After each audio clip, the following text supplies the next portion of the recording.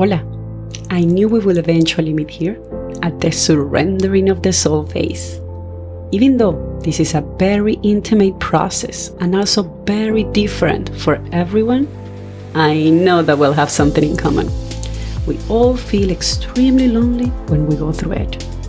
Every day, I help others to reach a state of liberation by uncovering the gifts that are hidden under labels such as insecurity, trauma, grief, depression.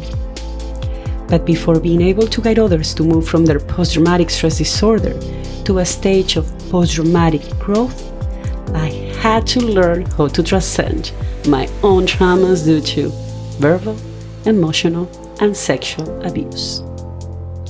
This is a space where myself, Mendizabal, and others will share with you the gift of surrendering to the soul.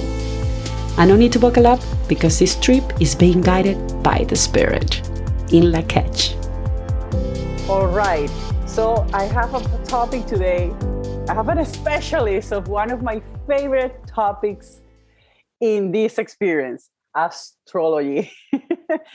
There's a lot to say about astrology because even when you don't know about it and you don't like it, you will say it, right? Everyone has something to say about astrology. And that's why I'm so grateful with you, Michael, for coming. Michael O'Connor, Life Coach Astrologer as well. But he has done readings for me, but also I have seen his journey. I think I met you, I don't know, maybe 12 years ago or so in Nelson. And I can just sense it. Since then, even when I was so into not accepting that I am a soul, I could just sense how you were so connected to your soul and so aware of it. How are you today? Thank you so much for coming here. I'm really good, thank you, and thank you for having me. Yeah, I'm happy to be here. Thank you. So I have a little comment to do before actually asking you something. You remember when we met back 12, 13 years ago? Yeah. Actually, I laughed about a comment you were saying about me because you mentioned it to my aunt, and you said like, "Oh, she's very spiritual. I can sense that." And then she told me that, and we both laughed. And we were like, "Oh my God, that's so not true. I'm not spiritual at all." Right. And then here I am, 12 years after, doing a podcast called Surrendering to the Soul. Right. I'm probably picking up on your Neptune in Sagittarius at the time. Yeah, to have Neptune on the ascendant like you do. And you have Neptune conjunct the galactic center, very closely aligned to it, which is very significant. In astrology, the galactic center is considered a very spiritual point. So from the perspective of the Earth, the galactic center is in the late degrees of Sagittarius, and you have Neptune there. So Neptune can be seen as the mystical planet, and Sagittarius is the sign of the truth seeker. Well, as we see already. So then I have to ask you, what is astrology? Because I hear, and when I did a reading with you, and I hear all these things, and I can connect, but I do feel like my soul is the one that takes the information and is nodding. It's like, yeah, we know this. But a part of me, my brain is like hearing, I'm not understanding till I experience it, right? Till I actually feel like, oh, this is mystical. And this is what it feels to have a mystical experience. Oh, this is my soul talking to me. And this is what it actually feels to understand the soul connection, right? And well, there's not really a connection. It's just we have to embody it. So can you explain us really in a short way what astrology actually means to you? Well, you're asking me two questions: what it is and what it means, right? Okay. What it is not easily explained, but it can best be understood as a feature of a holistic universe, which means holistic means oneness, which is a very spiritual term too, which means that the universe and even all of the dimensions are, but especially the manifest universe is one thing that manifests as many parts. It's one grand whole continuum, but this wholeness extends itself to other dimensions as well. So you have to include those to understand astrology, because it finds its source in interdimensional reality. So it's we live on a planet which experiences physics from the sun and moon, no question. And we, as a species, evolved on this planet watching the moon wax and wane, wax and wane, wax and wane. And so it has this very intimate dynamic, sun, moon, and the tilts of the earth creates the seasons. So we have seasons, and we divide the year, and we have the months. So I have this really close dynamic. But then, of course, there's the other planets. And what's a little tricky is that the other planets themselves can't strictly be determined to influence us through physics. In a way, they do, though, in the sense that everything in the solar system is a system. It's a part of like a one machine. And the system has its own kind of mind. So in the holistic philosophy, the basic foundational phrase is that existence is comprised of wholes within wholes. So you can have one whole cell, one whole body, one whole planet, one whole solar system, one whole galaxy, etc. So you get this holism, and the holism, each whole is a feature, or it's a part of the network with the other wholes. So you immediately get this oneness. So even if a person sort of thinks about space and so forth, not everybody does so much in terms of astronomy, they kind of think, wow, there's a lot of, some people will say, there's such vast expanses of empty space. And you say, well, there's no such thing of empty space, because space is filled with galaxies. So it's kind of a tricky little play on words there, right? Because a galaxy is so large. So so you get into this play on words. It starts getting quite paradoxical. But when you get close back to Earth, we as embodied souls on this planet, which itself, by the way, where we are multidimensional, we have physical, etheric, emotional, astral bodies, and mental bodies. That's our auric field, all together, which comprise our subconscious mind, by the way. So we have these, but so does the planet itself. The planet itself has a physical, etheric, astral, mental body. So we are one with that. And it's within that metaphysical construct, which can also be understood as spiritual science, that you get the beginnings of the understanding of how astrology works.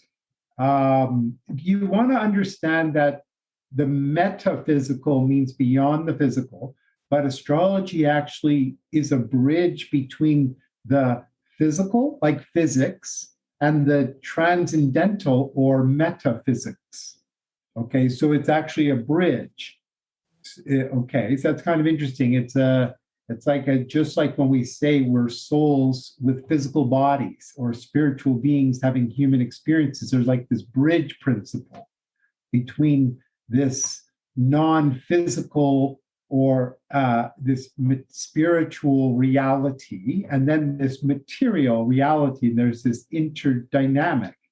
Now, we on the planet with our consciousness have perception, both in our empirical sense, 5 senses, and it's how we navigate through the terrain of physicality. but we also have a subconscious mind. And some would say a superconscious mind, right? In our conscious, subconscious, superconsciousness, we're actually in consciousness a part of the oneness. So what you kind of, even though there's physics in astrology, the way it really works transcends the physics. Now, what gets really interesting is that any embodied life, like any planet in any solar system in the entire galaxy or in any other galaxy, inevitably has to surround a sun. It has to have a sun. It has no sun, it's not going to work. System. And it's been basically proven, despite what we see in sci-fi movies, for the planet to have life in the way we know it, it needs a moon, at least one, and the moon operates as like a regulator of sorts. So in other words, the suggestion is that any sentient life that has, self-reflective awareness in anywhere in the universe would invariably have a system of astrology linked to the moon, the sun, and the planets in their solar system. If they didn't have many planets, there wouldn't be probably a very sophisticated life form there. They need to see the planets in this regard become like cosmic organs. It's really kind of takes a little leap right there. They're a part of a system, a machine, and it's a cosmic extension of us. So we tend to think of ourselves as our egos. Here we are, and it's natural to do that. But if we get into cosmic consciousness, we get into this relationship, and that's the key word, with everything. And there's this continuum of relationship upon relationship upon relationship upon relationship, right? Then that's physical, but also we could say the same thing, but it goes internal, like what would not just cellular internal, but what I mean is dimensional internal. Like the word occult means what's behind, and the word esoteric means what's within. So we get into the esoteric, what's within, we get into dimensions. And so when you really get closer to that, you get to this realization that it's all by design. It's all on purpose. The conscious, intelligent purpose behind existence has a plan. It works with intelligence, right? We can look at, existence, through science, and we realize, wow, everything's very, very, very sophisticated, very intelligent, very intricate. How could that be random? How could that be arbitrary? How could that just, not matter? But, the scientific model at worst is very materialistic, and it decided in its posture to just do away with that kind of thinking so that it could emphasize empirical truths, but it, in effect, threw away the baby with the bathwater. And we've actually, at worst, created an insanity by divorcing ourselves from our very soul. We've been, by materialistic, delusional thinking. The quantum physicists themselves, proved quite some years ago that the model of physics is limited. So the physics itself became quantum physics. So the physicists in that branch were the more mystical scientists. And they realized, oh my God, so their findings and the words they used paralleled ancient traditional mysticism. So it was, okay, so here we are. And that's where we are in time, by the way. So that basically is it, that, and just it goes a little bit more like when we're on a planet which is spinning on its axis and going around the sun, this creates a circle, and a circle is symbolic of the spheres and cycles. So when you have a circle, as soon as you take a circle, you can start to divide it like in half and quarters and so forth. And you start to have this little, well, what is in fact a mandala. And so when they start to analyze this division of, north, south, east, west, north, northeast, northwest, southeast, southwest, they start getting to this model of thinking of directions, and they start to map it out, and they see the planets there. And then they do studies. They go, well, that's kind of coinciding with that, and all the various peoples around the world, the more advanced cultures, with their priestcrafts and so forth, who are watching. They notice, there's these patterns. Every time that happens every time. So astrology really actually is the first science, by the way, it was very closely related to astronomy, but they weren't terribly interested. Well, they're kind of interested in the astronomy in terms of scientific precision, but they were more interested in the meaning of it. And in the ancient time, they were into communion and rituals and ceremonies, and they wanted to commune with the gods. With modern day materialism, we've kind of now want to become the gods. That's our sort of thing, which is it's kind of understandable that that type of thinking is there, I have to admit. So all of which is simply to say, I'll say one last thing about it, is that astrology is not an invention, it's a discovery. It's kind of like language a little bit. It kind of has an element of invention in it, but, whether it was the Chinese, the Indians, the Mayans, the Egyptians, the Arabs, etc., they all developed their own system of astrology through observation and recognition of, oh my God, there's something happening. And they saw it both generically in terms of practical things like weather and, forecasting for whether it was the weather or whether it was seasonal climate, etc., or it started increasingly becoming, well, what does it say about me kind of thing, right? And it emerged to realize, well, of course it can explain that. I've done readings for horses, and people have said to me, what's wrong with my horse? I want to and I'm like, well, your horse is like this, and your horse is like that, and your horse should. And they're like, oh my God, that's exactly how my horse is like. Oh yeah, that's amazing. I love it. Yeah. And some people go, yeah, whatever. Well, they're just cynical because there's people who, of course, who work with horses through equine healing, for example, and they know the horses are very psychic and intelligent, and they, when they engage with them in a certain way, these horse whisperer types, they can do these wonderful, things. They have wonderful results. So it's just an example, but yeah, sure enough, I've done it on a few occasions for horses in particular.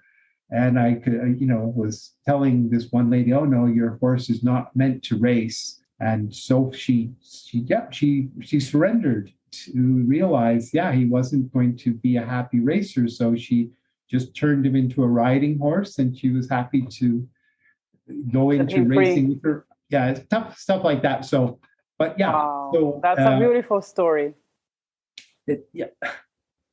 So there's so much more to say about it, but it goes like that. And after a while, began to decode kind of rules and principles like language does with this mandala and the mapping, which is this scientific process of astronomy, but then the interpretive process of once you map the planets onto a chart, it's then astronomy becomes the astrology, and although the measurement of the planets, which is astronomy, remains, the interpretation of how the planets are producing a kind of meaning becomes astrology. Okay, so they shouldn't really be in conflict, although, again, sadly, due to the strong materialistic meaning of modern science, currently it has, we're in a kind of a a legal separation kind of thing.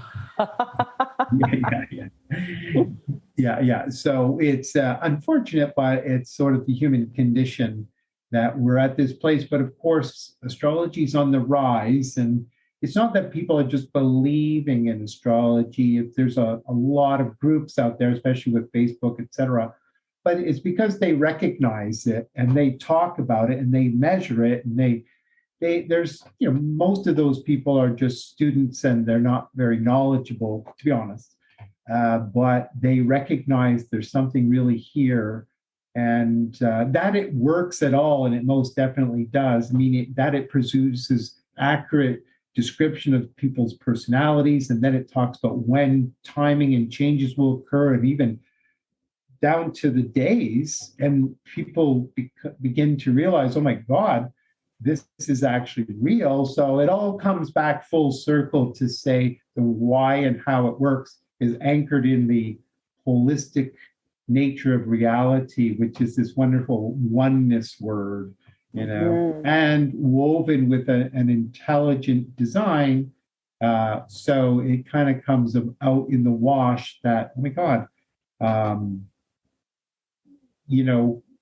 the ability to tap into that intelligence is there. I'll say just a couple more things significant about astrology is it taps into themes of what you could call soul purpose. That's where it gets really interesting, which is otherwise called destiny. And, so the chart itself doesn't strictly see the soul as such. It doesn't, but what it does is it sees the soul's plan for this life based on, well, as the story goes, the past lives, and it suggests that we as souls are in the earth school, and we have many incarnations, and we go from one life to the next. And although our body dies, our mind does not die, and our soul cannot die. Our mind is the creative aspect of the soul. So the physical body is the mechanical, right?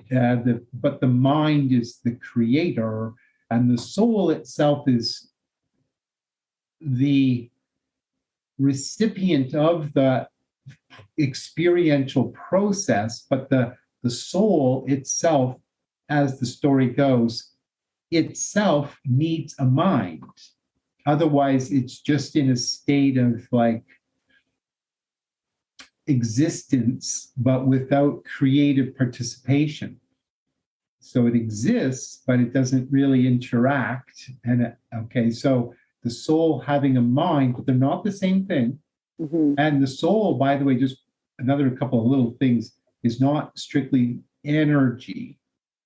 The mind itself and the body, the physical body, can be understood as energy of they're a part of duality, even the mind.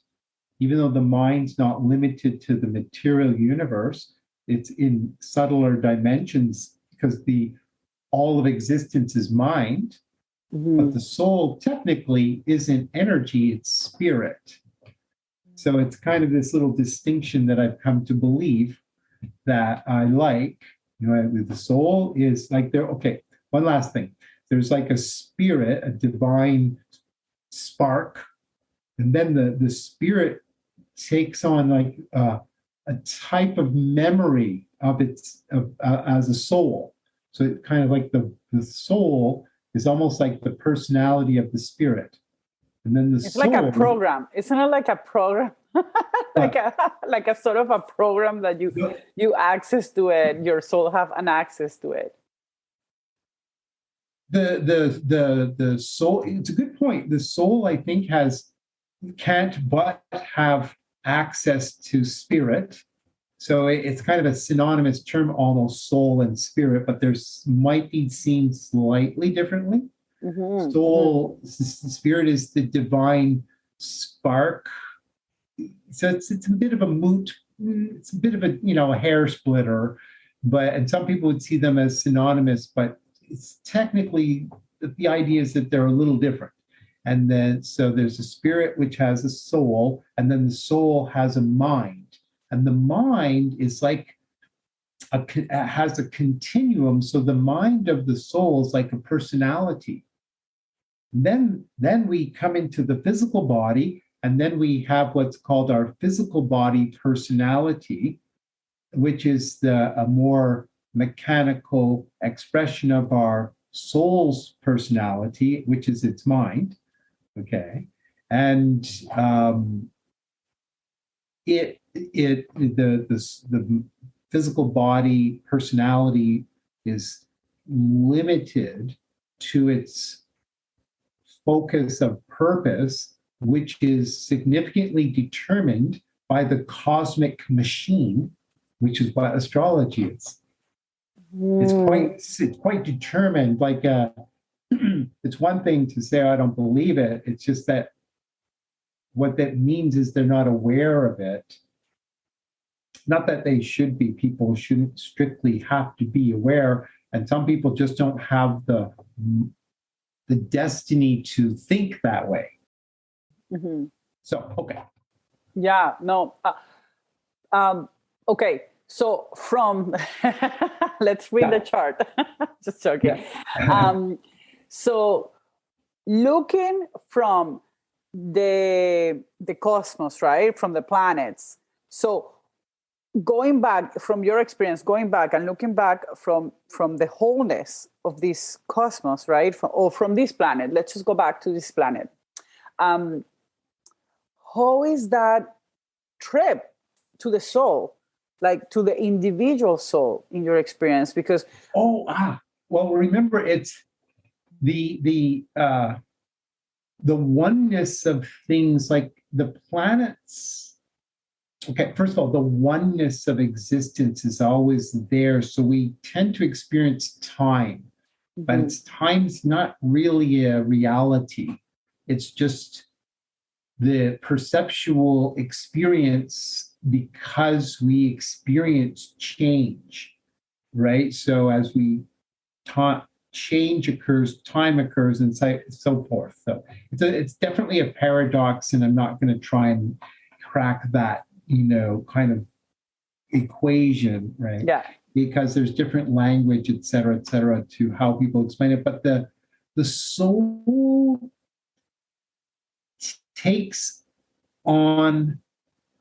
has a mind, but the soul impulse with its mind takes on a body.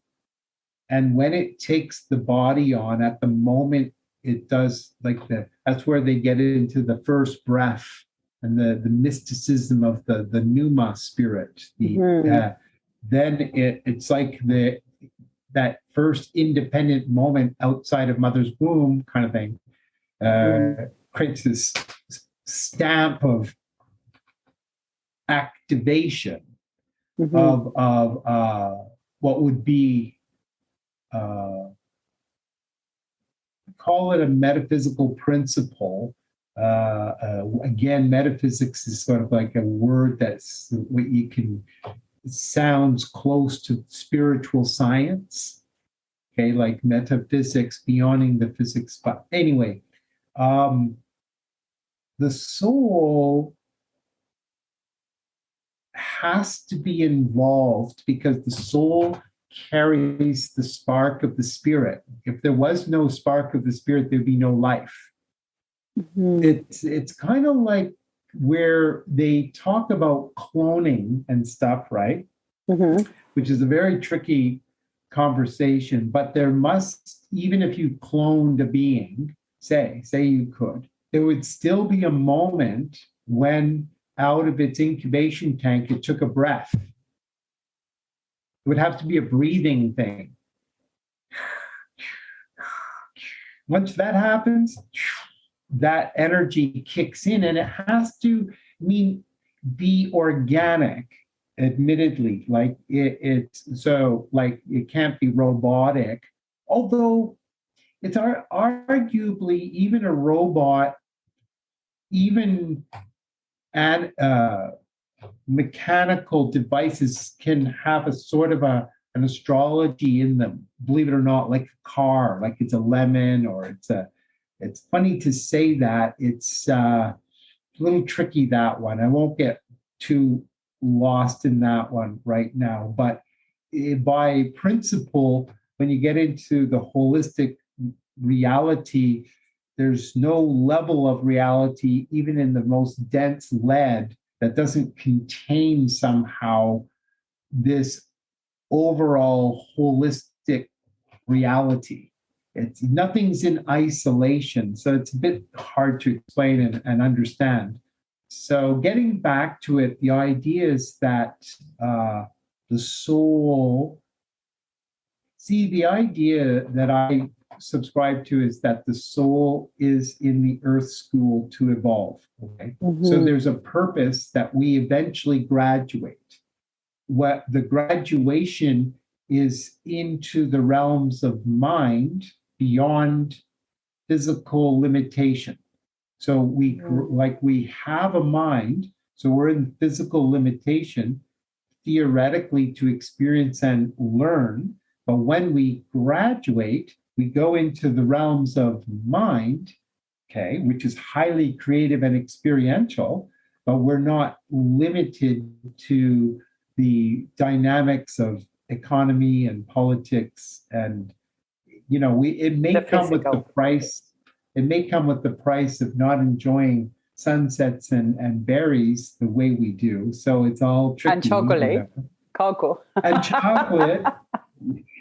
Exactly. So, you realize that it invariably has a purpose at the end of the day. So the soul all the while is involved because it has been given the gift of consciousness with its mind to experience the creation in all of its glory and all of its multidimensionality. But this, in some respect, may not be the beginning of the journey, but it's certainly, the idea is it's not the end of the journey. It's the learning stage. And that's kind of why the life experience in the physical's one of the reasons why some would say that it's difficult, because it's not just meant to be utopia, not meant to be that. We like the idea of bringing heaven down to earth, which is fair enough, to bring higher vibrational principles and realities into manifestation, which we recognize as sublime and divine and lovely and beautiful and everything wonderful, right? But the idea is that we also need to be challenged, tested, given reason to try. If it wasn't for the struggle, if it wasn't for the conflict, if it wasn't for the drama, the challenge, we wouldn't aspire. We would just be lazy, right? So it's this little thing. You begin to realize the purpose of being in the physical, which is a trial and error process, which has high peaks both individually and collectively. But the idea is ultimately there's no outcome. It's kind of like the Buddhist mandala. They make it for weeks and weeks and weeks, and all of a sudden they erase it. That's what they're trying to say. They call it impermanence. This is just, it's like when we go to school, we're not there to stay there, right? We might be on this club and that team and in the music class, and it's all very wonderful when we're there. And it's all, it's dramatic and it's real. You have to work and everything, but you're not meant to stay there, right? And we're not meant to stay anywhere in particular, right? And we keep. Yeah. So it's this thing, and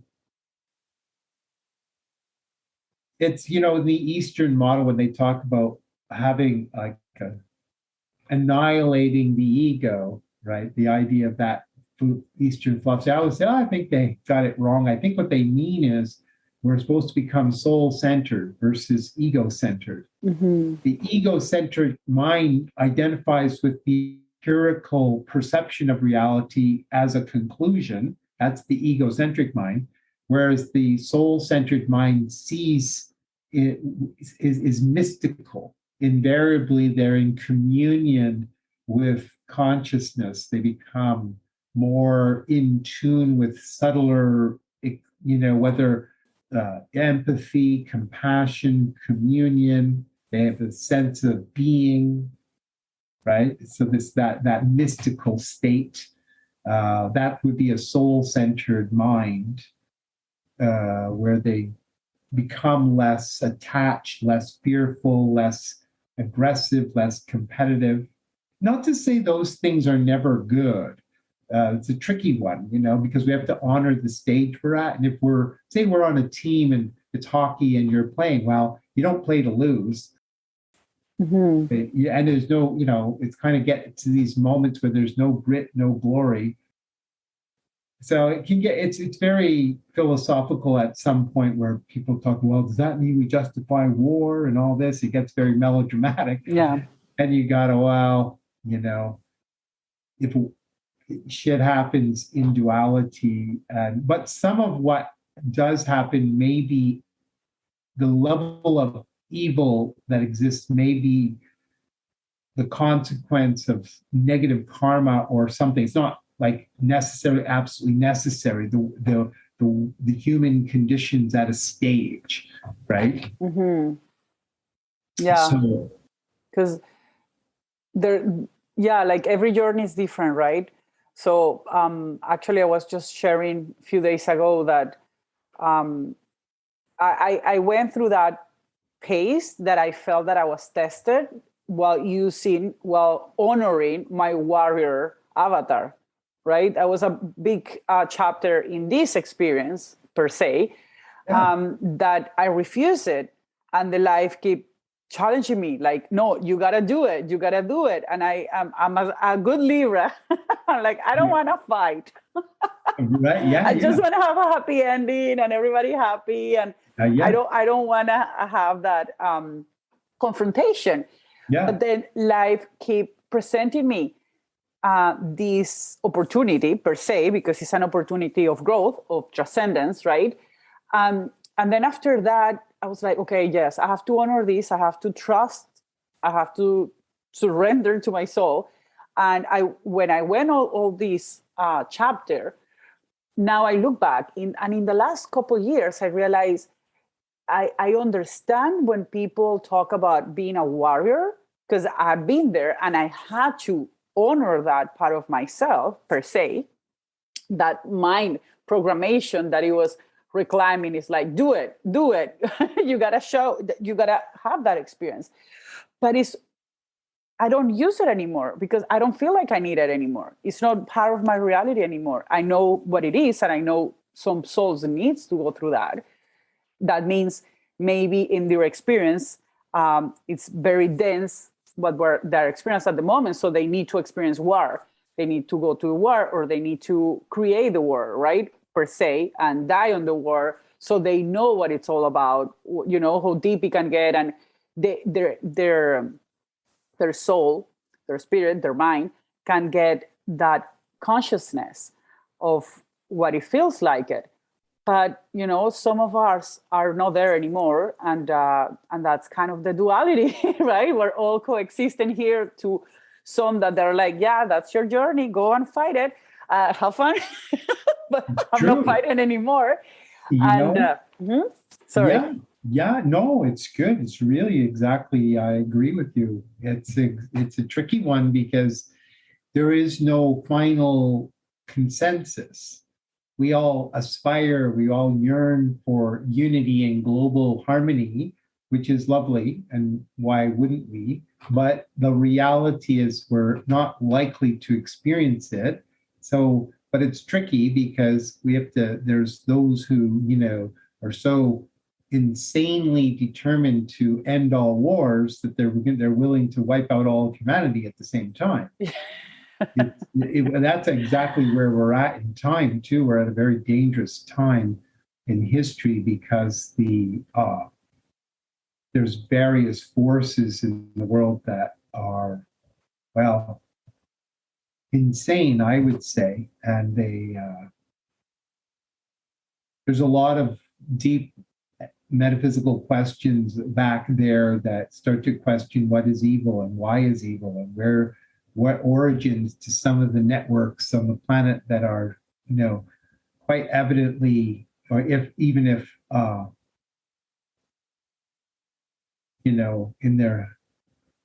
their hiding places, the nefarious networks, basically, as they're described as the hidden networks.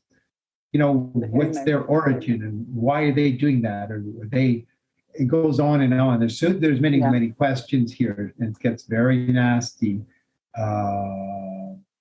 And even astrology, it ultimately does come down to how each person embodies the archetypes. So while we can, with astrology, see probabilities and work with people to, acknowledge those timing, those chapters, those themes of destiny, the when, the what, and kind of that's why I, included in my work as an astrologer, life coaching, because you realize that while a 1 or 2 hour astrology reading is helpful, it actually is a never-ending journey, really. And so people go back to the astrologer sometimes every 3 months, every time 6, 1 year, sometimes whatever, not so often, but they realize, wow, astrology really, I always say astrology truly is the first life coaching tool. Other tools like oracles and numerology too, so it's not the only one, but these tools were designed designed/discovered to offer sort of a guiding principle, right? So, and one that continues. So while the goal of the good coach and astrologer is to not make their client dependent upon them. Yeah. You don't want to do that. That's the tricky one, right? You have to make them, support them to be in their truth and power and their intuition and their flow and so forth. But we go into these different chapters in our life, and those are really, you can time those. Like with astrology, there's different ways that people do astrology.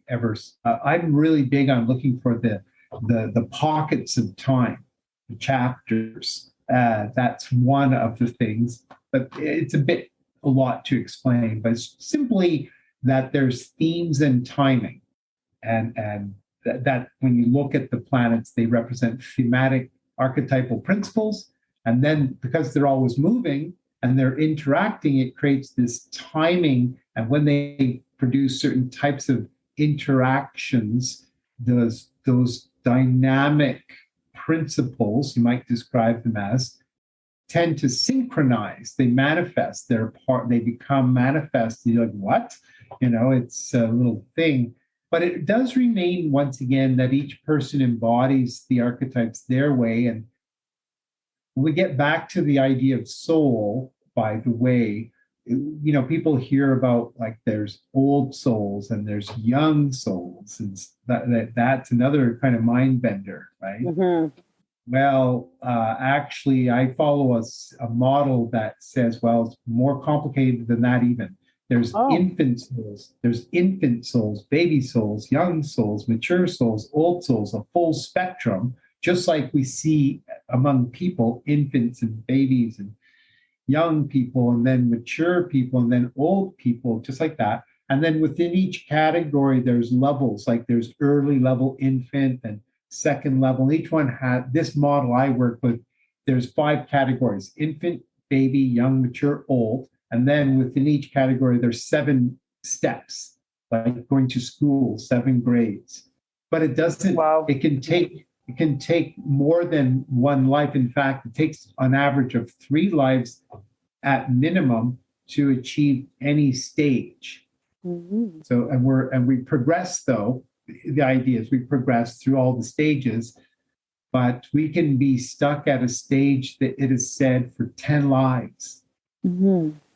We're kind of caught somewhere. Yeah. We're whether because we're lazy or we keep repeating the same mistake, or and the universe. It's kind of a hard thing for us in our finite thinking to imagine infinite, and it goes on and on. So it's like the universe isn't really in a rush for us to graduate from the lower dimensional realms to enter into the realms of mind. It's like,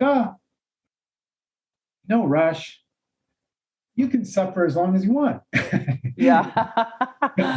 Yeah, I guess suffering, sometimes is that I see it, I mention it, that for me is that siren that also, it's telling me that it's a new opportunity of learning experience. It's something that I haven't been, it's not like I have to take it, but it requires that attention of myself to see, well, I'm feeling fear because probably this is not something I have done ever. And that's why it's a new experience. So I have to take my time to, before even rejecting it, it's like, where am I coming from? Why am I rejecting this? So next time, maybe I'm not ready at the moment, but maybe I will next time. And then I slowly get ready for that reaction or that experience from a loving place. I don't have to push myself, but at least I can recognize it. That is, I'm not rejecting it because I don't feel safe, because I had this old memory of survival mode.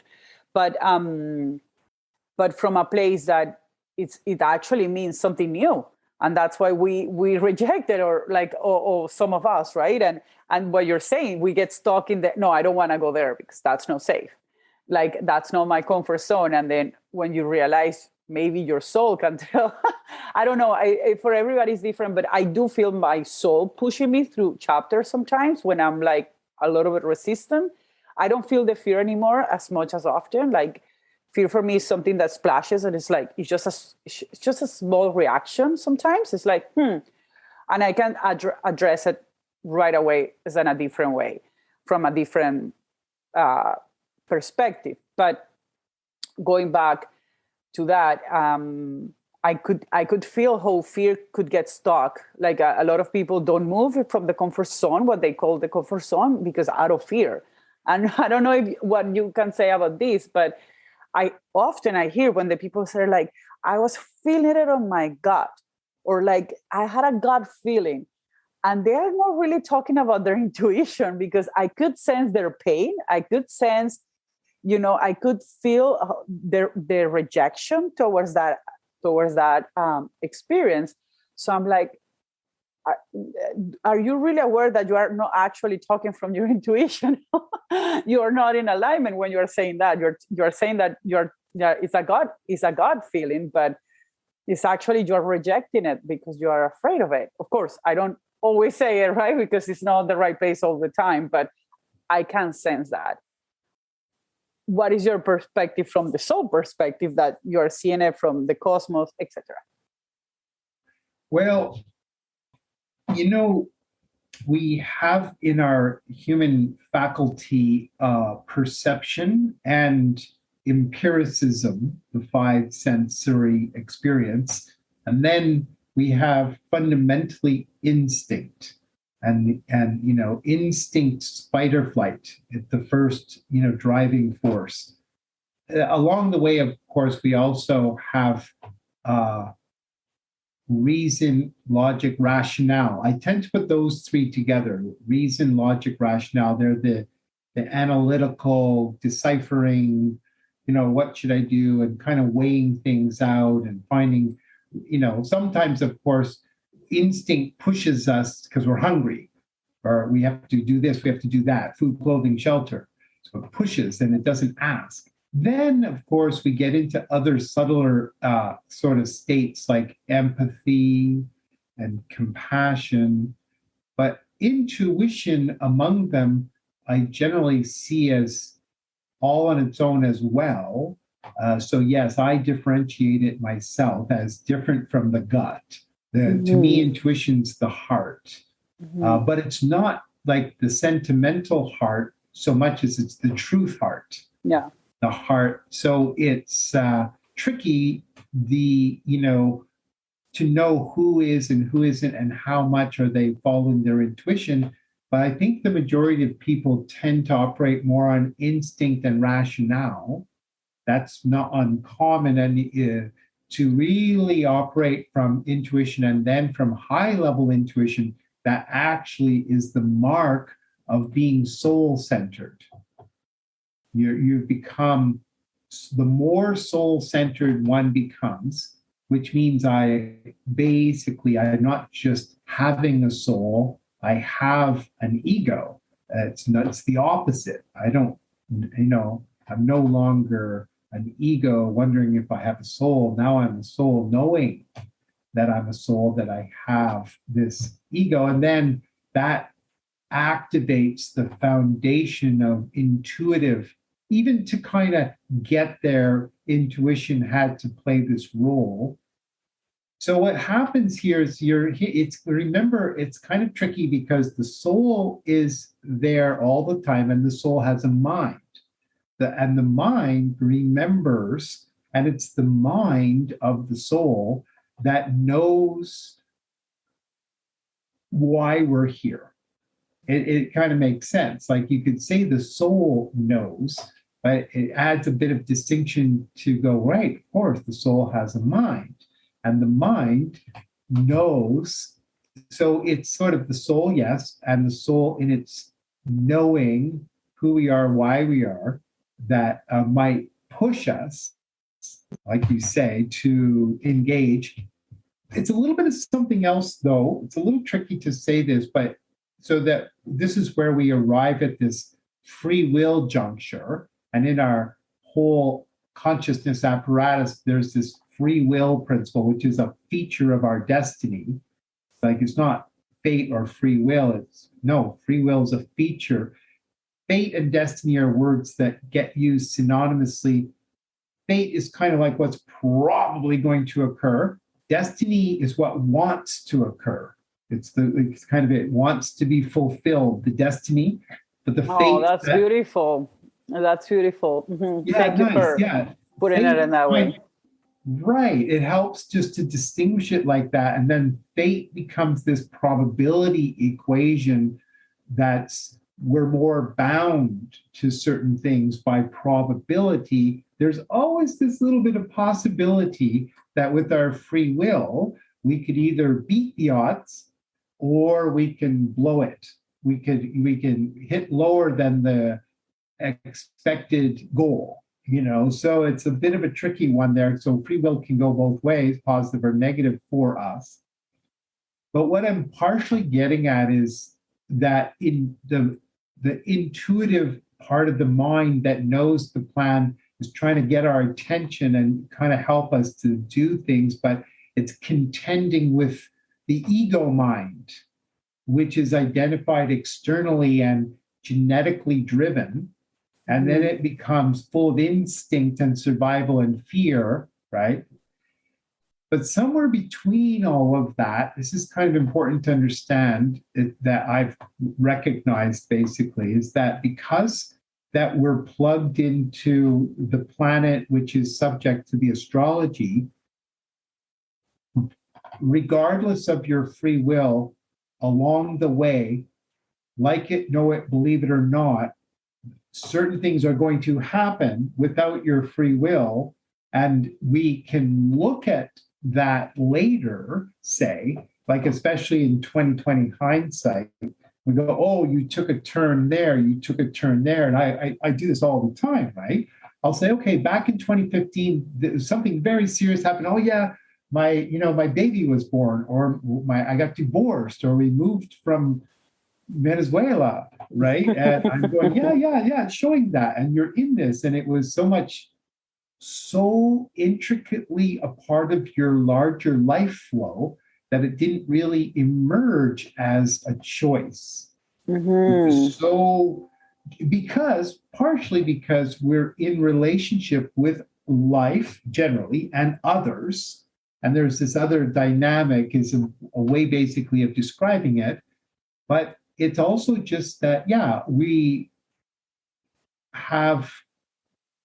don't live in a vacuum. We live in a very intricately designed, purpose-driven, plan-oriented, divine matrix. Mm-hmm. Right? And it's not just that we're in it, it's actually we are an expression. No. We are an expression of it. So you know how they say, for example, we're made of the stuff of stars. Mm-hmm. Yeah, right. That statement's a relevant one in a mystical sense, where it says, yeah, and we have, this could be one description, it might be the description, we have sympathetic resonance is a way of describing, we're kind of so in it and so intricately, but way beyond the atomic level. Like it's like, see, like in other words, we go physical, go through all the layers of the body. We get right down to the molecular atomic level, right? There we go. But that's just the physical. But then there's the dimensional.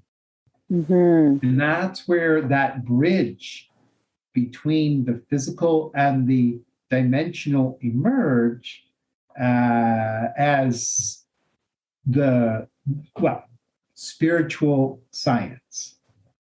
Mm-hmm. And astrology is a feature of that spiritual science. It's one of the principal flagships. Numerology would be a flagship of that. Okay. You see, yeah, they're like flagship principles. So we don't want to deify it like beyond its purpose, but it's so fundamentally significant to the whole thing. It's hard, you can't start taking it apart really. So yeah. It's that all connected. It's everything connected. It's part of the wholeness. It's part of the wholeness. Yeah, people might not subscribe to astrology because they want to live according to their notion of their own free thoughts. But what they don't realize actually is that their thoughts aren't as free as they think, because they're very, very significantly influenced by social conditioning. And they've even done studies in, various, studies of probability, etc. Some cynically assert there is no free will, but there is. But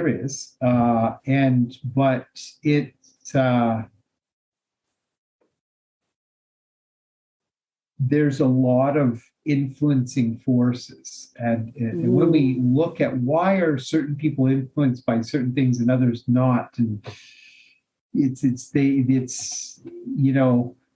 like just like this whole thing with COVID kind of thing, there's, millions of people who are like, I'm not taking that shot or something, and others who think, what are you, crazy? That you wouldn't be, aren't you afraid? Or others think you're crazy because you're susceptible. Other people are afraid that they're going to catch something off of you or something. But anyway, that's the current politics, unfortunately. Yeah. The point is that one last thing is the irony is that the astrology in its best application, or numerology, or any oracle, or any wisdom, is meant to, it's designed to empower you with knowledge and affirmation and guidance and timing. So if it's not used that way, then you should be skeptical. But and you have to be careful, because the astrologers can know the science and of it pretty good, but maybe don't always have the level of wisdom that is best suited for that person. Could be true of counselors too, right? Like, so it gets a little tricky there. We shouldn't assume that everybody does it the same, just like every person who plays guitar plays it a little differently. Yeah. for example, right? Yeah. Yeah. Exactly. So, And there's ways that, I mean, like, I don't know if you that's kind of what I have signed up for, talking of, like, in your terms. Um, there's maybe the free will works in the path that we're taking, but the final destination, it's something that the soul already got signed in for, like the final destination, it's something that our soul is already, it's the soul goes there regardless the direction we're taking or the path we're taking. Eventually, yes, you want to get lost a little bit, you want to take another path, you want to go and try it, go ahead. But then eventually we're going to end up in this point regardless. well, you know what? I think there's truth in that, and that's where the free will is its own gift. It's a kind of a tool, so because it supports us in this empirical manifest body to navigate the intricacy of the terrain, both literally and socially, politically. So we have to, move our way through with this kind of all our faculties general in the ideal sense. So we have free will to help us to choose to navigate. Yeah, because it's what they call an open field of possibility, which means shit does happen. There people like who are in this thinking think, oh, there are no accidents and there are no mistakes. And I kind of think, well, actually, I think there are accidents and mistakes, but life itself is not an accident or a mistake. And even the accidents, mistakes are themselves, it's true, a part of a certain possibility, probability equation, but they do happen. There's little mistakes and accidents, because if there wasn't free will, there wouldn't be those, and vice versa. So I believe that. I give room for that. But the existence can absorb our free will choices. It's kind of it's very fluid.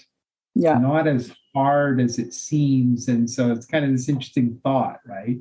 Yeah. That, light to particle and a wave, and it's this mind, kind of relative illusion. So we get our mind all bent thinking of that, right? Yeah. How, so, but in saying all that, what I'm also suggesting is that the soul's ultimate goal actually is to develop its mind. Like, so the mind is always in our subconscious mind, always present. And the mind is then filtered through our ego mind. And then we have these experiences through pleasure and pain, trial and error, to achieve mastery and wisdom and all the other good things, mastery and wisdom, basically.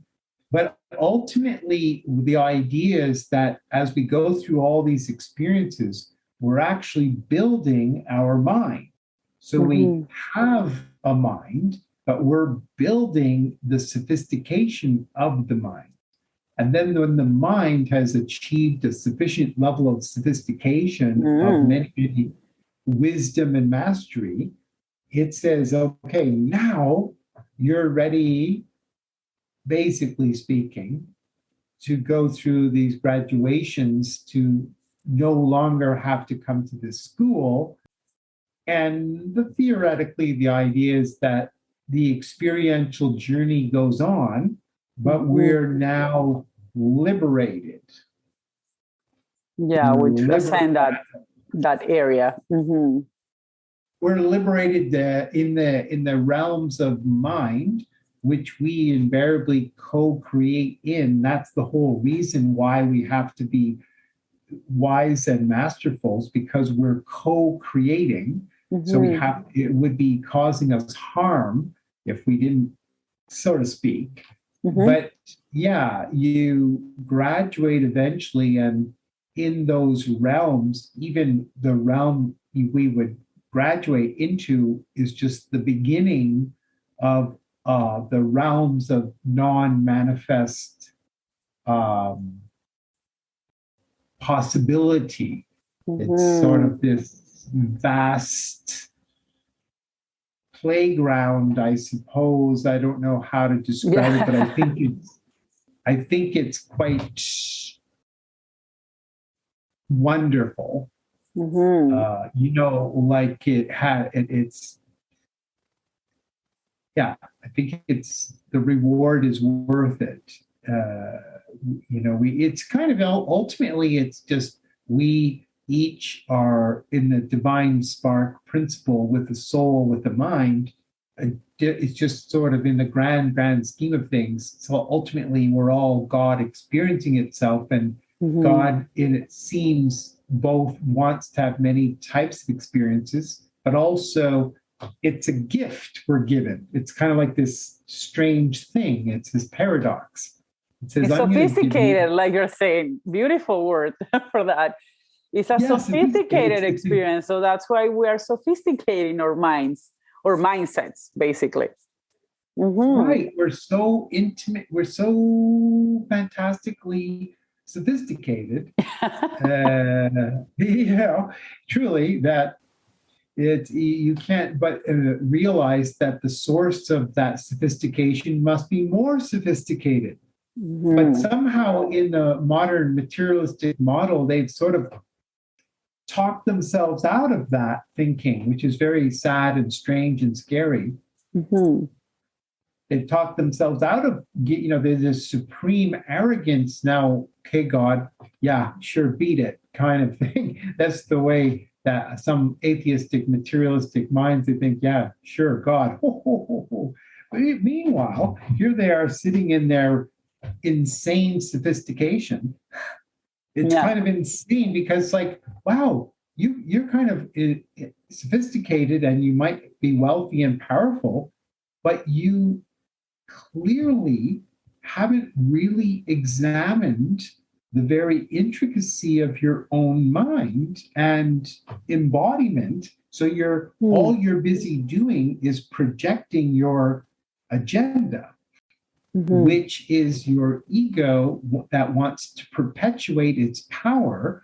And that's why you've gone insane, because your power has become so rationalized as significant that you're willing to hurt or kill others. And that's an old story. That they kill people, just, oh my God, the warlords of history, right? Brutal. So it's a bit of a tricky one there. But the point is, we have mad scientists on the planet with power, and they're clearly manipulating us. But a lot of people, because they're not self-reflectively aware, they're not intuitive, they don't realize that's happening. Right? And this, do you appreciate that we're at that place? You notice that? I was saying before about the avatar, the warrior avatar. There's things that I appreciate that some people have, or some souls have to go through that experience. But there's so much I have released in the past about the fighting or the being careful or feeling not safe, that I don't know, the more aligned I feel into peace and I trust, and the more I release, the more I trust, the more synchronicity appears into my experience, and there's no way I could feel that I'm in danger. So even when things present in a way that I could experience as a negative experience, right, that I may not like it, or I'm in the moment, I'm just wondering, why is this coming in a way that I'm not excited about it, right? So maybe it's just asking for attention. It's just really demanding me to look at in another way and take some time to hear it and what's in there for me. And I just don't feel the fear anymore, because looking back into what I reflect from in the past, even the times when it felt like those paths were dark and I was lost, and everything worked out for a reason, right? Like you were saying, it was making me a more sophisticated soul in a way. So I don't see, I don't sense it, at least not at this point, because we keep changing. So maybe I will change my mind later. Well, you know what? I think you should enjoy your state then, because it's a happy place to be. And yes, the life and the drama of life has always been around, and there's always some other battle going on somewhere. And so if you can find peace and happiness and inspiration, etc., good for you. But I will add that with that, quality of mind that you're enjoying, to your credit, you're doing this, which actually is a meaningful thing. So there's a wisdom inside you that says, okay, I may be at this wonderful little free from fear place right now, and that's awesome. And, keep it alive as long as you can. Mm-hmm. But at the same time, I think it's to your credit that you're making a creative effort to make a meaningful contribution, mm-hmm. just simply by engagement, right? Mm-hmm. Like, you don't have to save the world, right? Yeah. But you're doing something. Oh, I'm done trying to save the world. I'm done doing that. Yeah. So, you're like, if I save myself for thinking that I have to save myself, that's plenty. There you go. But the main thing is, I guess it's a Christian ethic I carry of, meaningful contribution to, there's a saying, what do we do with what's going on? The answer is something. Do something.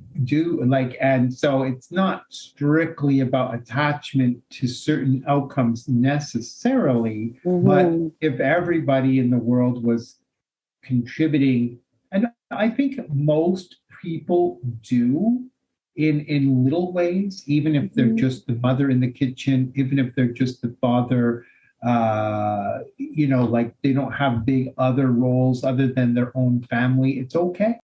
And then if it gets larger and larger and this and that, and you have to trust all that, but it just show up with your heart. And, it's a bit tricky that we have to, along the way, kind of be aware. This is the thing where I was mentioning about being soul-centered.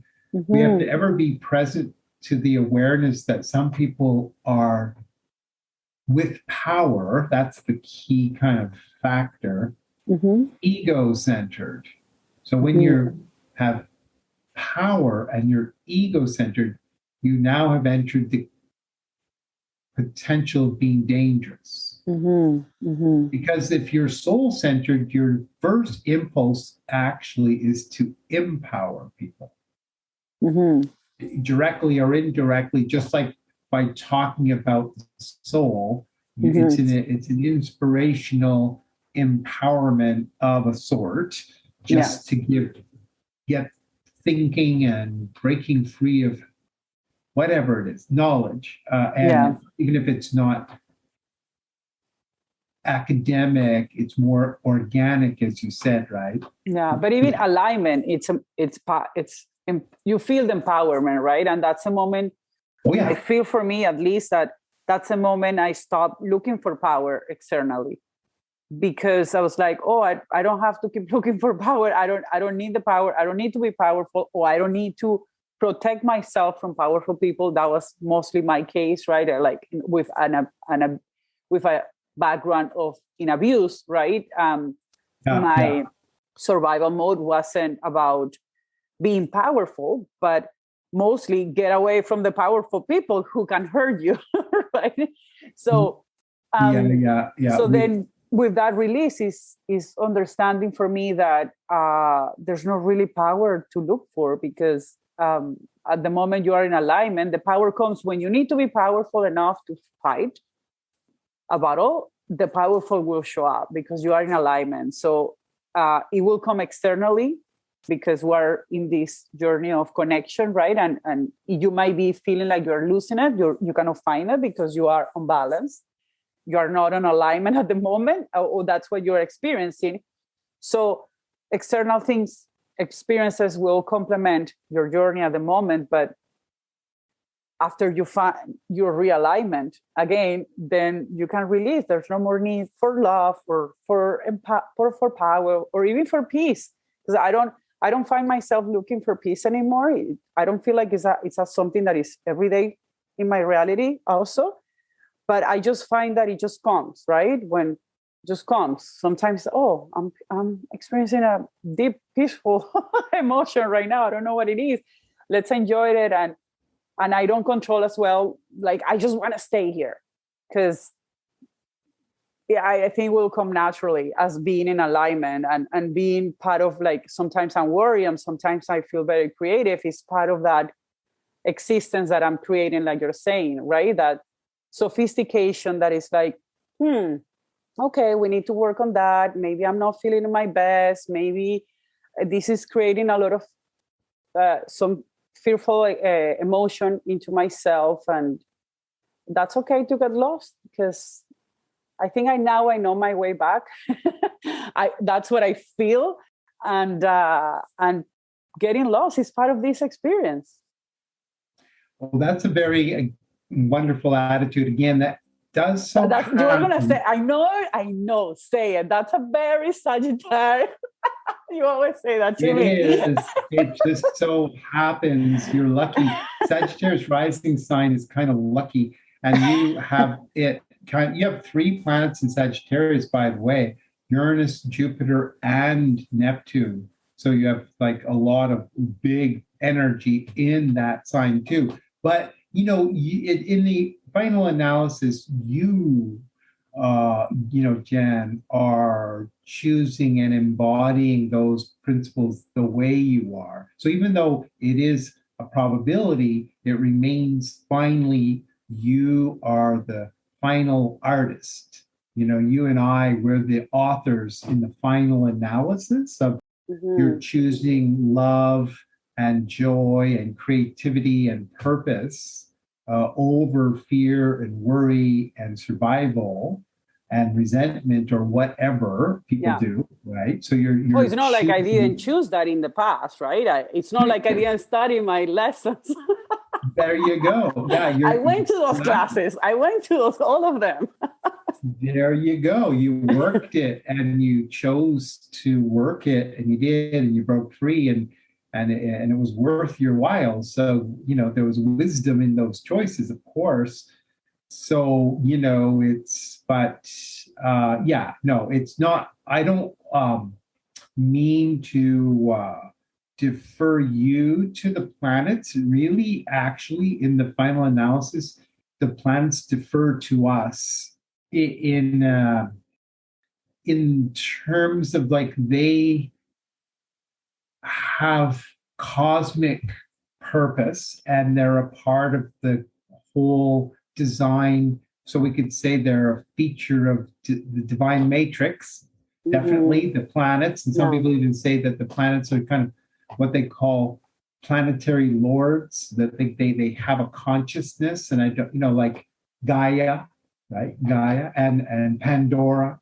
The planet has a consciousness, which is very beautiful thought, and all the elemental energies and all the plant life and everything on it's a part of that beautiful, so to see the planets as that's there. But of course, the planets in the solar system, don't harbor life in the way we're talking.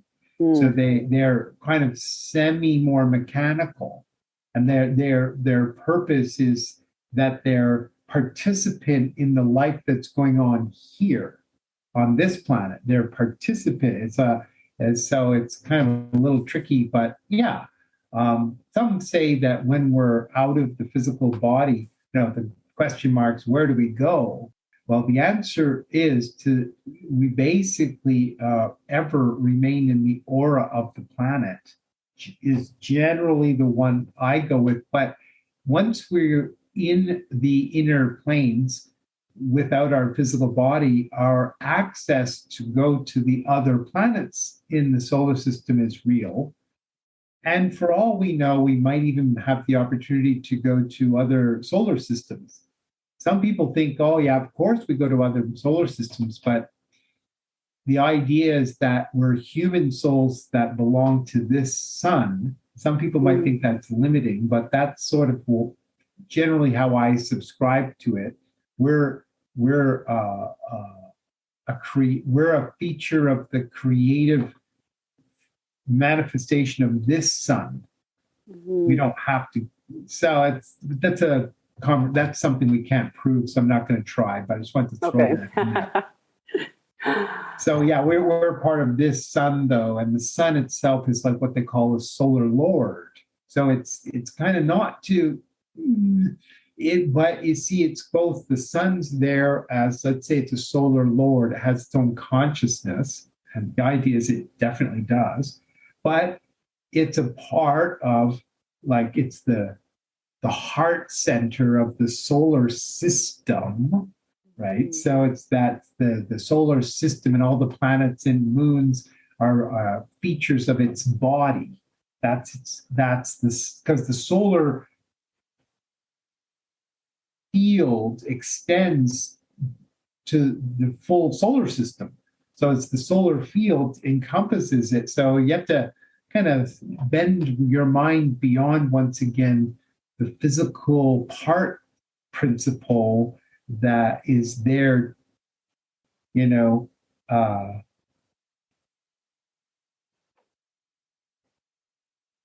it's sort of the planets are a part of the solar system. They're not apart from it. Yeah, exactly.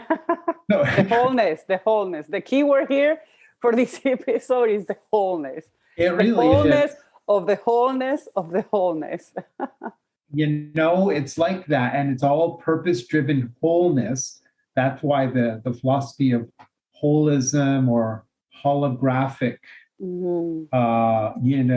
universe is a way of describing it, is worthwhile to come to a better understanding of how it all works. But it's invariably purposeful in a divine matrix.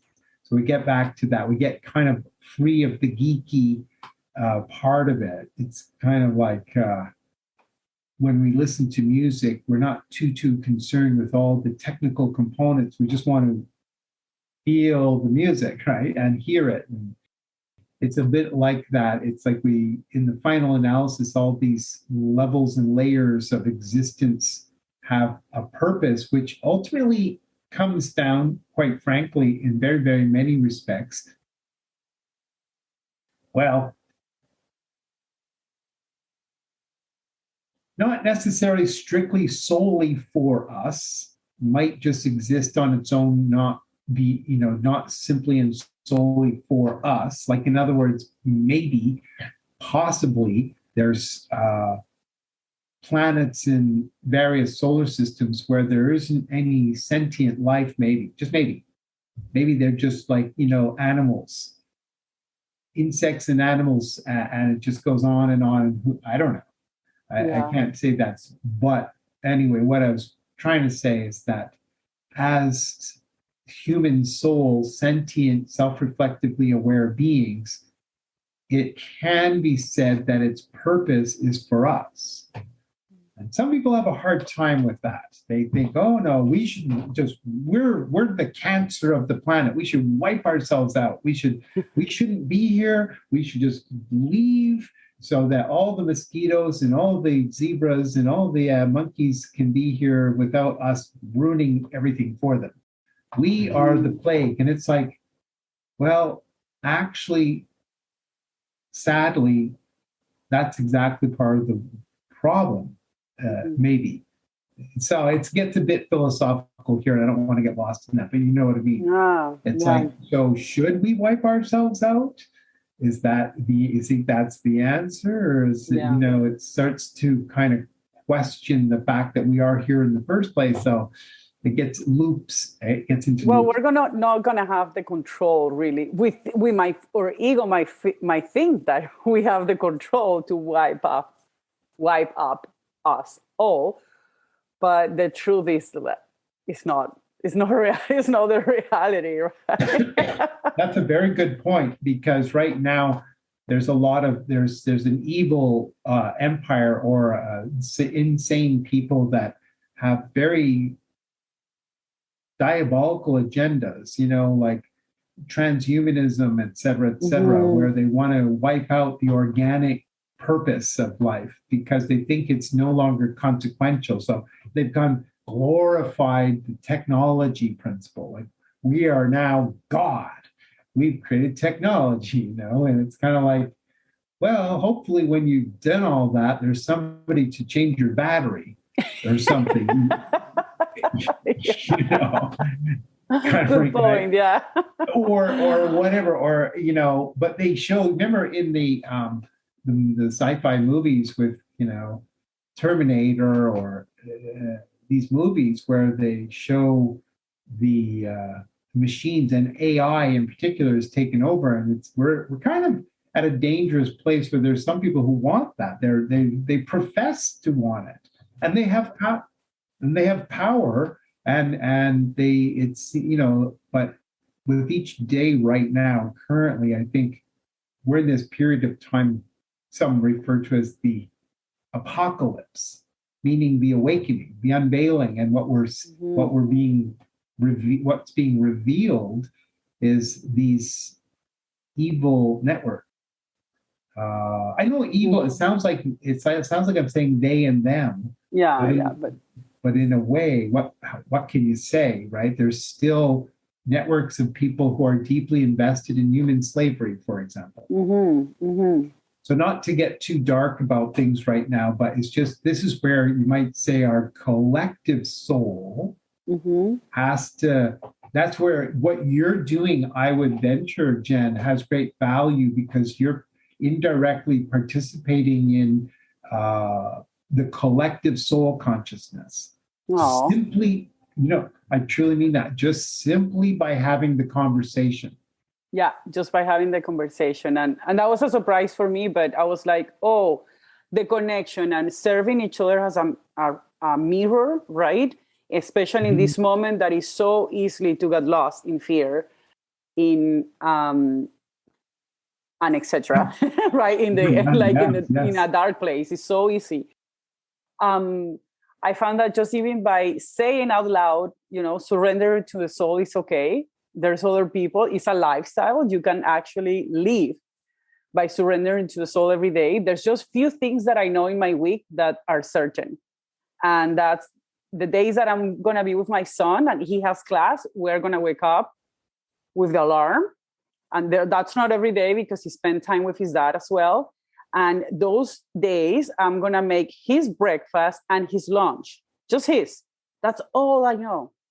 That's all I'm controlling at this point. The rest of the day, I don't know what I'm going to eat. I'm not exactly what I'm going to do the rest of my day. And I know I have to pick him up and drop him off. But what we're going to do after, even, I don't control it anymore. I used to last year. But at this point, I don't control it. Right now, it's sunny. I'm on my way to pick him up soon. And it's sunny, so now we're going to go to the park. But if it's raining, then we're planning as it goes. And that's really all I know. And that's I feel like that's the lifestyle that I'm embracing. It's actually, by the way, you probably are aware of this, at least subconsciously, but that's a spiritual achievement because the goal in part of the spiritual aspirant is to be surrendered, to be moved by the soul.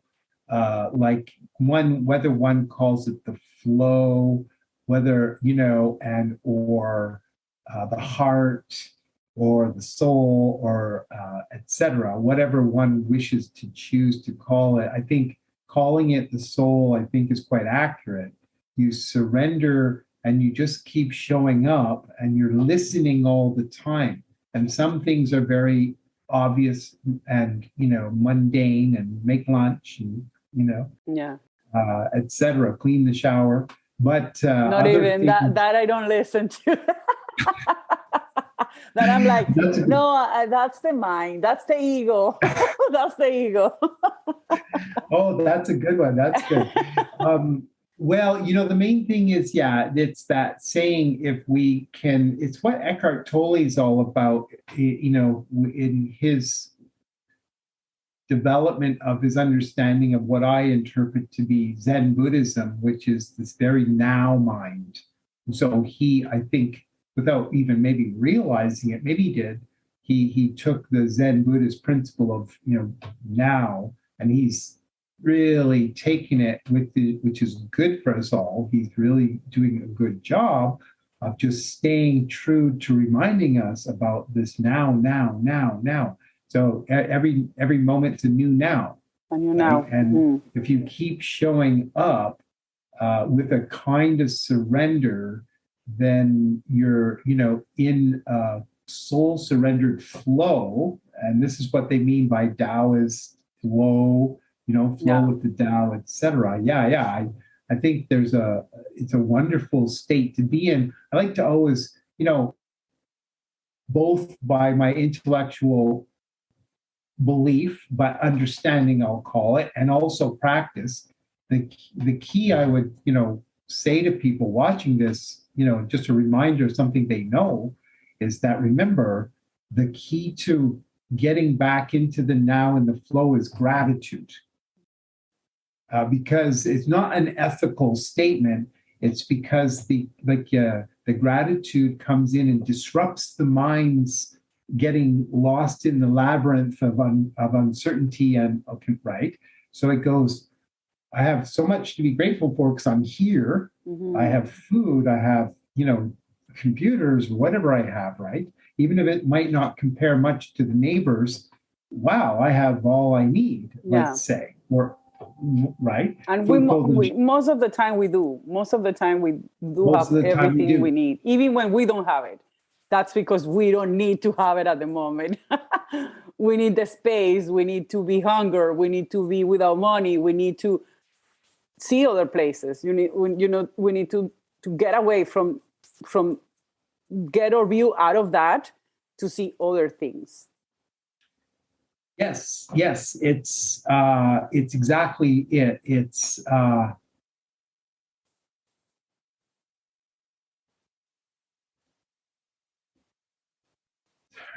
I lost my focus for a second. I'm sorry I interrupt you. It's really, it's just the gratitude attitude is in the kind of a language. It's a disruptor of the lower mind.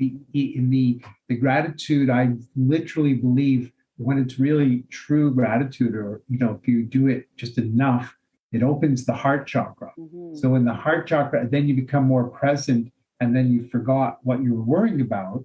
And then if you pursue it a little bit and go into gratitude and a sense of gratitude for some creative, purposeful activity, that's another little bridge. Gratitude for purposeful activity, you'll kind of get inspiration. It'll start going, oh, you could, go and help that old lady across the street, kind of thing. Or you could do this or that or the other thing, right? Yeah. Just make people smile is a beautiful, simple thing. But then, it could go, maybe you could write a song. Maybe you could make a beautiful meal. Maybe you could call a friend. Who knows what you'll do, right? Maybe you're going to create a beautiful little show on Surrender to the Soul, for example. Maybe, yeah. Well, that was a production of the Soul. I not even the name. I cannot take credit. Zero credit. It just has been guided the whole time. But yeah, I appreciate that, and good for you. But also that you showed up and you followed through. You listened. I listened. You've got enough humility to listen, which is kind of the tricky other side of the story. You're actually going, okay, and that's the secret to intuition. It goes, my intuitions are really, speaking to me, and usually just a differentiation between the instinct is fight or flight, fear driven. So that happens very often for people.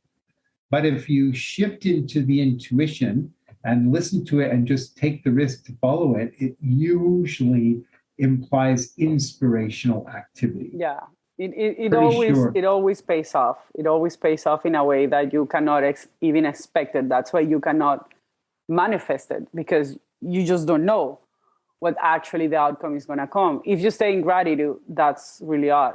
That's really it. But yeah, like with this podcast, I of course didn't want to do it in English because my second language. And after being in lockdown for 2 years, I feel like my English is rusty, right? I don't speak as much. I don't speak as much anymore. Even though I live in a city that everybody speaks English, but we are not interacting to each other as we used to 2 years ago, right? And I was like, why in English?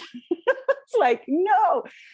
And it was like, and the name was so clear to me, was surrendering to the soul. And I tried to change it to Spanish. And of course, it didn't work. It didn't sound the same. It just didn't have the same meaning. Oh, I see.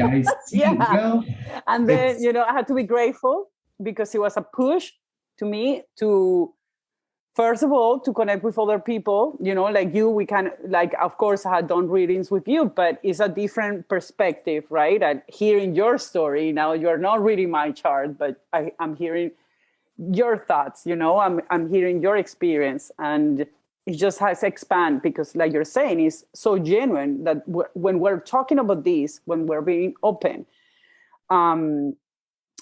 we are opening those channels that there's a possibility for living a lifestyle that we are surrendering to the soul, even with technology, right? Because we don't know what's going to happen every time we open those Zoom meetings or like lives in YouTube or etc. We don't know. We're keep learning. So it's a great. I think when you think of surrendering to the soul, what I get in part, it's not so much of course, some people might hear in the word surrendering kind of a negative, but actually I would say, and just to elaborate what I'm interpreting, what I'm intuiting, is it invariably gives you inspired purpose. Mm-hmm. And inspired purpose invariably has this principle of contribution in it. And when you have inspired purpose that makes a meaningful difference, what it does is it raises your vibrational field because you enter into a deeper state of communion. Mm-hmm. So the reward of it is coming in right away. Yeah, it's you right still away. You still have to be practical in life in varying degrees, and etc. Pay some attention, of course, to the financial responsibilities, generally speaking. But basically, though, you get to do that from a place of inspired purpose that invariably creates meaning for you and others, and therefore raises your vibration. I call it produces an upward spiral. Mm-hmm. Like everybody kind of wins. So whether whatever we're doing, How do you call it again? I wasn't like an upward spiral. An operate? Upward. Oh, I see. Upward. Okay. Spiral. Yeah. Upward, right. An upward spiral is just the reverse of a downward spiral, which is when we're really. Downward spirals don't have to be terrible, but they take a little bit more faith to endure because it's usually we have to unravel our life as a ride. They're energy draining, and it's the energy. Yeah, you have to find energy from different sources. The downward spiral could be purging everything in your house. Yeah, it's kind of a downward spiral, but if you do it well, if you do it like you surrender, like if you go, okay, I surrender, then I've done that a number of times. Some people have lives which require them to be more flexible than other people. They are, it shows that in the astrology that their life would be more journeyful, more adventurous, not better, in some cases more challenging sometimes. But other people have very fixed lives, but that's okay too. It's okay that they. It's all part of the communion, the wholeness. Yeah. But let's say before we close this conversation, this amazing conversation, thank you so much. that if you are in that, how do you call downward spiral, right? And you feel trapped, you feel drained every day. Remember that there's so many tools. One of these, for example, today is astrology, getting your astrology charts done, or getting a life coach astrologer. In my case, I'm a intuitive life coaching, but there's so much options, just regular traditional therapy for you, because you are in a place that you are getting drained. Your energy is getting drained every single time, every single second, right? So use those external tools to replenish yourself, so then you can go inside and tap into your inner power, and then get aligned into your life purpose. But till you don't get that help, till you don't surrender and really open yourself to that help from a genuine place, you are going to keep draining yourself. You're going to keep losing yourself without finding an exit. So I invite you to use astrology as one of the tools, and there's so many more, but astrology has been one of my favorite ones, as Michael knows. And for me, they're very practical, because it's something you can see right away, and you can see it in people. And like you're saying, it's a language. And even though sometimes people is like, oh, why you want to know my sign, my astrology sign, so you can cage me? And I'm like, totally the opposite. Then I can understand you better quickly. It's not about putting a label on you, but totally the opposite for me means, oh, you're a Pisces and you're sensitive right away. Then I know I cannot miss your birthday, right? I already know your feelings are important to you. And what I say, it's not like I have to be more careful, but, if I say something that I can sense that it hurts you, go back to right away. Whereas a Libra, like me, we're all over the place and we take everything as a joke. It's a different vibration, right? Like I know if a Libra is, if something went wrong, goes wrong, then I know, let's just go for dinner. I want to take you for dinner. Done. The problem is solved. We had a good time, and that's it. So I want to honor you, Michael, for, honoring the surrendering to the soul lifestyle, because I know it's not easy. I know to get to that point, to say it out loud, it's like, surrendering is fine. Everything will be taken care of. It really has to come from a place from trusting that you don't know even where you're gonna get in. So it requires a lot of trust, and I do feel like I don't even know what trust means yet. I'm learning as I keep trusting. It's like, oh, this was trust. As you surrender to the soul, yes, you trust. Yes. Right. But I want to say thank you. And of course, I'm going to tag all Michael information here in case you want to get a reading with him. It's a lovely reading. It takes about 2 hours, and he will send you, well, I don't know if you still do that like you did to me, but the videos, the audios, all the support, so you can go back. And in my experience, I want to quickly share, because I have to keep going, but in my experience, we had a reading last year, right? And it took me about 6 months to go back, and I did a astrology chart too, like 5 years ago, and I tend to go back to it, whenever you feel like, as a guidance, basically as a guidance. And many things might not relate to you at the moment. And it's funny how you look back in the time and then you go back and read it, and it's like, oh, now it makes sense. Now totally makes sense.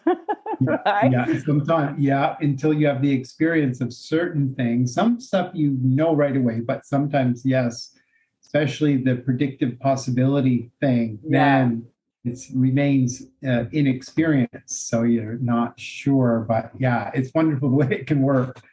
It's meant to be empowerment, inspirational, guidance, insight, of course. I did want to mention one last thing there, Jen, but I agree with you 100% with people getting tools, and just a reminder to them that what you're really doing is you're changing your mind.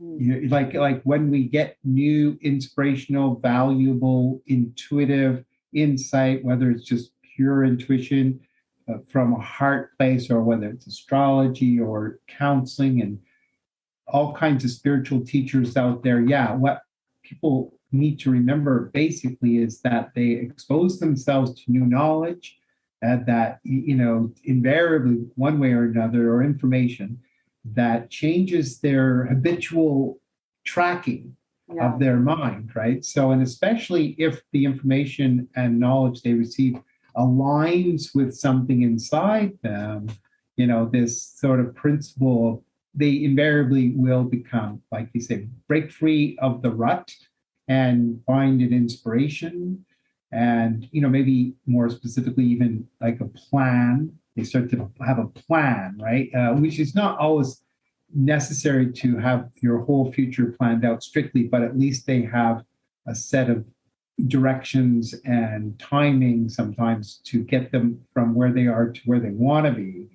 So just adding to what you said there. So so there we go, Jen. It's been lovely. Thank you again so much. Thank you. And let's keep surrendering. You know what to do. Find your tools if you want to replenish your energy and tap into your inner power and feel aligned with your life purpose. It's totally possible. When you feel the call, trust that call, because that means you're ready. If you have the call, that means you're ready. You're there. Yes, all right. That's so true. Thank you so much, Michael, okay, Jen, for this you. time. And I'm sure we are going to see each other again in the cosmos somewhere. I look forward to it. Bye. Okay, thank you again. Bye for now.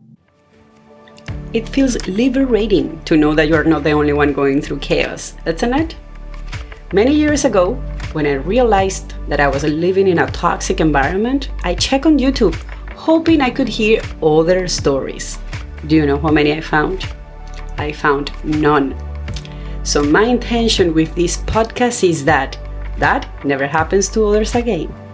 Help me to spread the word that there is a huge light at the end of the tunnel for everyone. Hasta la próxima.